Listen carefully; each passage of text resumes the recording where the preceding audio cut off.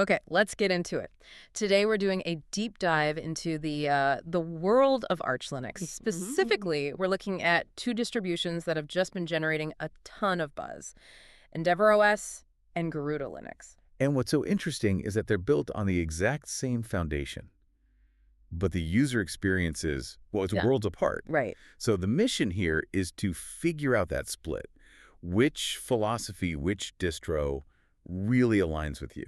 And it's a pretty stark difference. I mean, one feels incredibly supercharged right out of the box, all aesthetics and tuning. And the other one is the total opposite. Right. It's this clean slate that gives you almost a scary amount of control. Exactly. So where do we start? Garuda. I think we have to start with Garuda. It is the definition of immediate gratification. It's the flashy one, the one that's all about the eye candy and just peak performance from the moment you boot it up.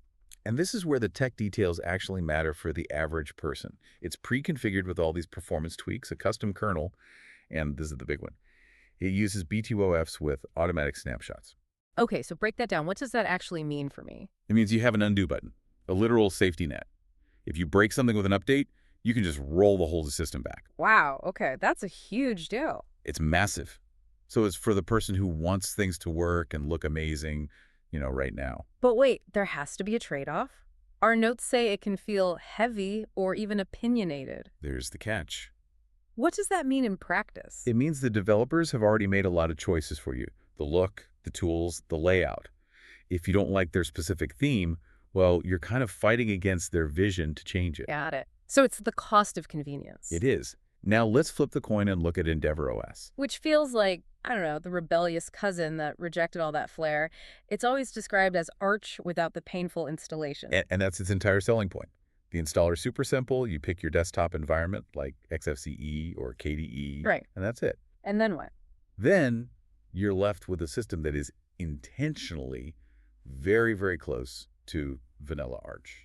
So no fancy tweaks, no overloaded themes. Nothing. No extra fluff you didn't specifically ask for. Its appeal is precisely what it doesn't have. So if Garuda is the fully tuned sports car delivered to your door, ready to go, Yeah.